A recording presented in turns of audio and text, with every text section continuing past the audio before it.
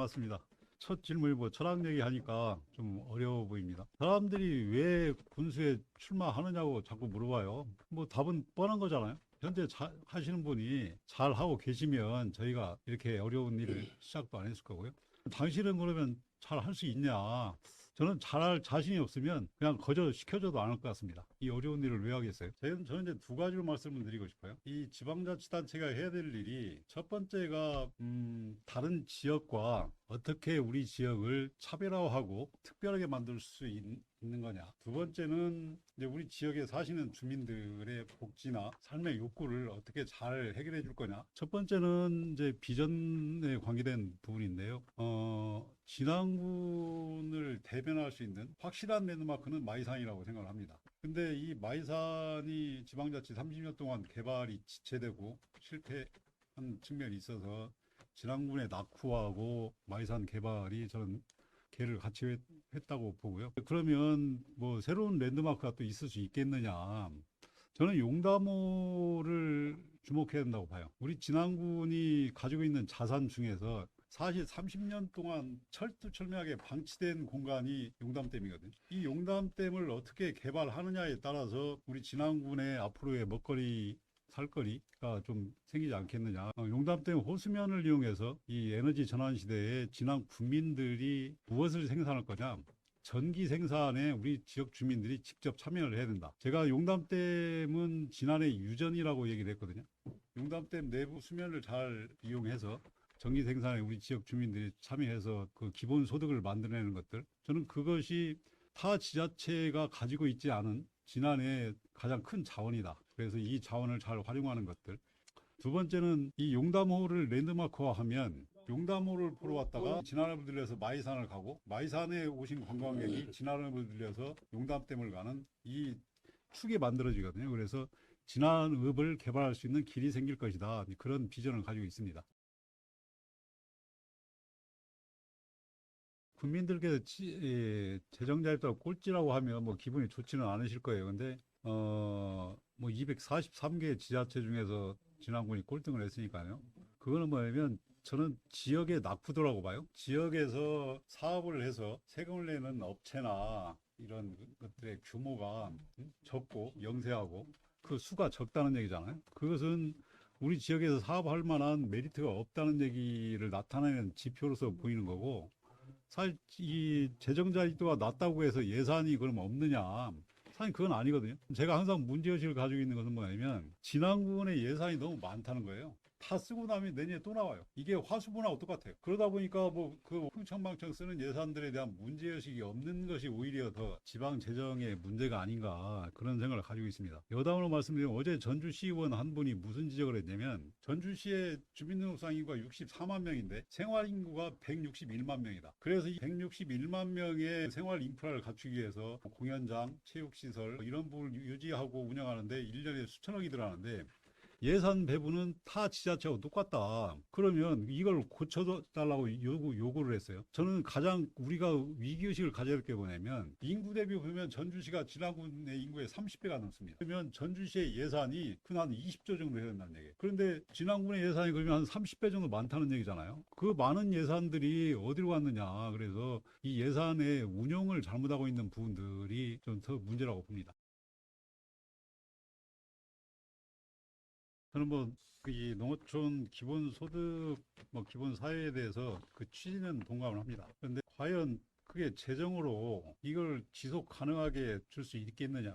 그러면 이런 규모를 계속 늘려가야 되는데 이런 재정 규모를 감당할 수 있겠느냐. 그래서 제가 진한형 그 기본소득 모델을 제시한 것이 뭐냐면 지금까지 태양광 인허가 사업으로 우리 지역에 몸살을 앓았잖아요. 이 사람들이 자기 자본으로 그 태양광 그 발전소를 설치한 게 아니에요. 금융을 일으켜서 한 건데 문제는 이 발전소를 설치할 수 있는 장소가 있느냐 없느냐. 있으면 금융을 할 수 있는 거예요. 제가 전문가와 다 상의를 했는데 용담댐 호수면만 임대만 진안 국민한테 해준다고 하면 진안 국민들이 거기다 600메가의 태양광 발전소를 설치할 수 있다는 거예요. 그럼 한 1년에 1,000억이든 2,000억이든 소득을 만들어낼 수 있는데 재정은 10%안 들어갑니다. 그냥 금융을 통해서 우리 진안 국민들이 얼마든지 기본소득을 만들어낼 수 있는데 왜 제가 공모사업 반대하는 거 아닙니다. 공모사업 되면 좋겠죠. 좋지만 저희가 할 수 있는 일들을 지방자치단체가 우리가 스스로 벌 수 있는 것들은 우리가 스스로 해야 되는 거 아니냐. 그래서 그런 측면에서 기본소득을 진안군은 굉장히 좋은 여건을 가지고 있다. 해남처럼 폐염전이 있는 장소처럼 우리 진안군도 용담댐이라고는 이런 좋은 장소를 활용해서 재정 투입 없이 얼마든지 기본소득을 만들 수 있다. 저는 그렇게 생각합니다. 이런 얘기가 나온다. 화부터 좀 나요. 한번 내시고. 케이블카 사업 한번 난리 났잖아요. 요즘에 또 뭐 논란거리가 된 게 이제 뭐 그 홍삼 스파 보면 뭐 질 때 213억이 들어갔다고 그래요. 그런데 뭐 또 지금까지 들어간 리모델링비로 한 78억 정도 썼다고 그래요. 이게 과연 상식적이고 합리적인가? 1년에 1억, 2억씩 세 받아서 몇 년 했는데 다시 또 그 돈 받아서 더 보태서 리모델링 78억씩 쓰고. 근데 또 뭐 목조 전망대를 뭐 만들어서 랜드마크를 만든다고 하는데 이 랜드마크가 무슨 에펠탑이 될 것 같아요? 제가 보기엔 바벨탑 될 것 같아요. 뻔한 결과가 나와 있는 것들을 군수가 지시한다고 추진하고 거기에 또 뭐 불법이 있다고 하는 것들은 어떻게 보면 그거는 작은 문제 같아요. 이런 일을 추진하는 것 자체가 군수가 가지고 있는 비전이 없는 것들. 그래서 시설물로 랜드마크를 만드는 것들은 이미 대한민국에 넘잖아요. 출렁다리만 해도 뭐 300개가 된다고 그러잖아요. 지난해도 두 개나 있잖아요. 뭐 구봉산도 있고 뭐 운이람 바이람도 있는데 거기 몇 명이나 옵니까?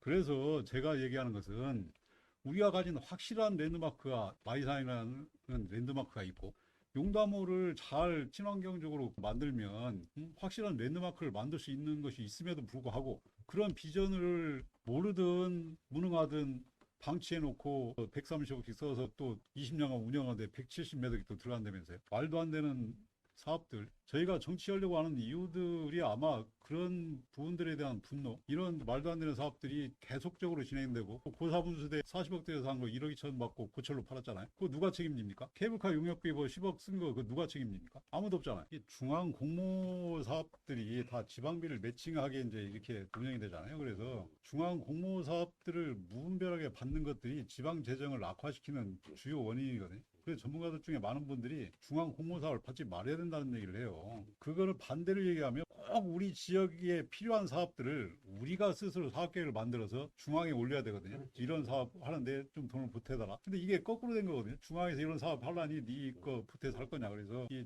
중앙 공모 사업을 앞으로 하는 이런 분들에 대해서는 이 군수가 되시는 분들께서도 무조건 뭐 받는 게 좋은 거다라고 하는 인식은 굉장히 위험한 인식이라고 하는 것들을 서로 동의했으면 좋겠습니다.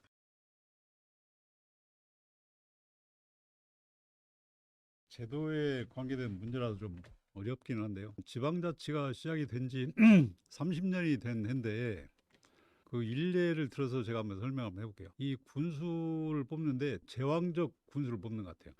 이게 연초에 11개월면 연초 방문을 30년 동안 꾸준히 하고 있거든요. 이 군수가 옆에 상전면 가고 정천면 가는데 1년에 한 번 연초 방문하고 이게 과연 지방자치제인가. 그래서 전문가분께서 말씀하시는 걸 들어보면 군 단위 지방자치도 크다. 더 쪼개서 연 단위, 리 단위 지방자치로 가야 된다고 이제 말씀을 하시는데 저도 이제 거기에 마을 공동체가 활성화되고 하는 이런 부분들에서 공감을 합니다. 하는데 지금 우리 현실에서 그렇게 지방자치로 갔을 때 당장 그 마을에서 이게 작동이 가능할지 이런 우려도 있고 그런데 어찌 됐든 저는 지금 가진 지방자치의 한계 이게 너무 광역화돼 있고 제왕적인 이런 운영 체계에는 지방자치의 취지에 부합하지 않는다. 그래서 어떻게든지 이 부분을 좀 해소할 필요가 있다. 그리고 우리 지역 주민들과도 그 민주주의 시민에 대한 교육도 끊임없이 같이 병행해야 되는 게 아닌가 그런 생각을 하고 있습니다.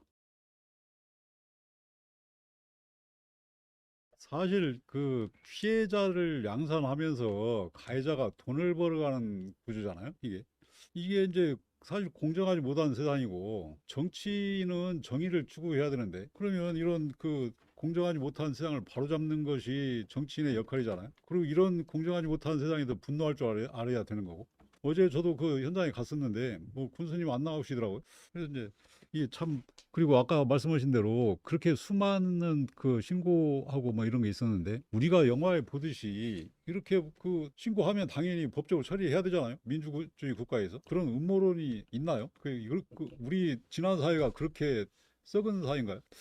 그래서 어찌됐든 간에 뭐 지금 농촌공간 재구조화법도 지금 잘 돼 있어서 주민들의 삶을 위협하는 그 유해 시설들을 격리시키게 돼 있잖아요. 그리고 헌법에도 뭐 생활권을 보장할 수 있게 돼 있고, 그래서 저는 차제에 이 부분을 뭐 폐쇄를 시키든 이전을 시키든 진안군이 가지고 있는 가축 사육 제한 조례도 이참에는 한 번쯤은 재검토를 할 시점이 됐다. 그래서 이 농촌관 재구조화법에 맞춰서 그런 시설들을 격리하고 하는 이런 노력들을 이제 뭐 분노도 하지만 또 대책도 찾아야 되잖아요. 그래서 만약 주민들과 뭐 군수에 당선되면 즉시 바로 해결하도록 하겠습니다.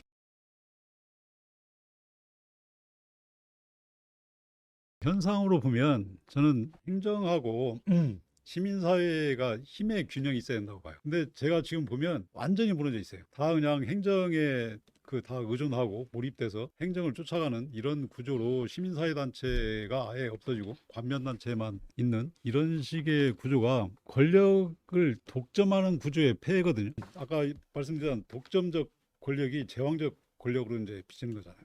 어제 보내주신 동영상 봤는데 송민영 장관이 이재명 대통령한테 보고하는 장면이 나오잖아요. 거기에서 이동 장터를 운영하겠다. 시골에 뭐 왕진 버스를 운영하겠다.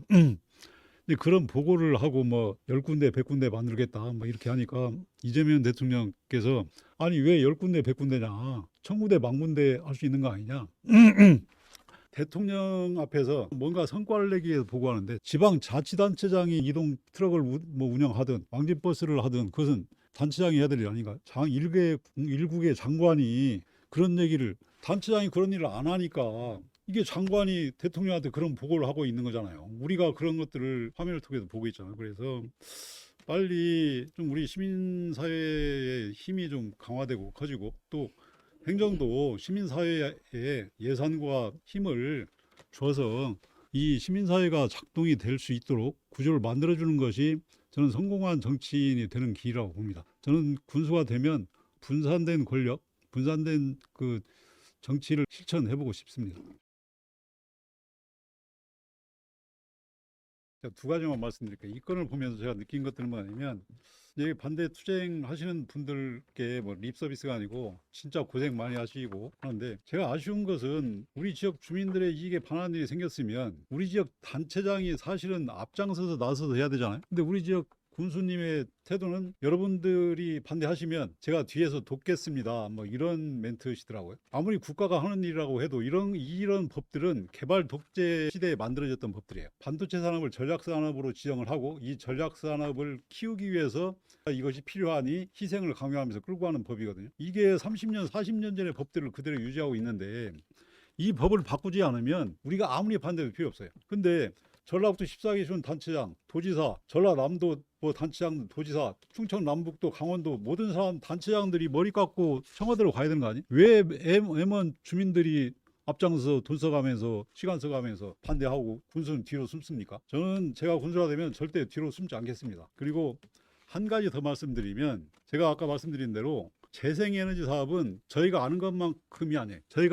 저도 공부를 많이 하고 있는데 진짜 공부를 많이 하면 이것이 우리 지역의 미래의 산업, 지난 국민들이 먹고 살 수 있는 산업으로 성장시킬 수 있는 영역이거든요. 그래서 송전탑 반대를 하면서 이 재생에너지에 대한 공부, 우리 지역의 이 재생에너지를 어떻게 적용시킬 건지에 대한 부분들은 꼭 병행해서 한번 추진했으면 좋겠다 이 말씀을 드립니다. 시청자에게 전하는 마지막 메시지입니다. 2분씩 말씀해 주십시오. 고준식 후보님 먼저 하시죠. 지난 광장TV 시청자 여러분이 아마 제가 생각하기에 지난해에서 가장 진보주의자, 개혁주의자 아닐까 싶습니다.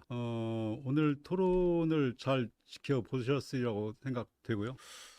저는 이재명 대통령이 당선된 것을 대한민국 정치의 전환이라고 저는 해석을 합니다. 무슨 얘기냐면 아까도 잠깐 말씀드렸지만 우리나라가 민주화 운동을 통해서 민주정부가 수립은 됐지만 정치가 작동되는 것은 사실은 권위주의 정치, 관료주의 정치가 계속되어 왔던 거거든요. 근데 저는 이 정치를 끊어내고 새로운 정치로의 전환을 이끄는 것이 저는 이재명의 정치라고 해석을 합니다. 아마 지난도 이 정치의 전환이 내년에 꼭 이루어져야 된다고 저는 생각을 하고요. 이 전환에 지난 광장TV가 큰 역할을 하리라고 기대를 하고 있습니다. 저도 이 30년간 쇠락을 거듭했던 제 고향 진안이 거듭나서 진안의 대전환을 만드는 데 앞장서겠고요.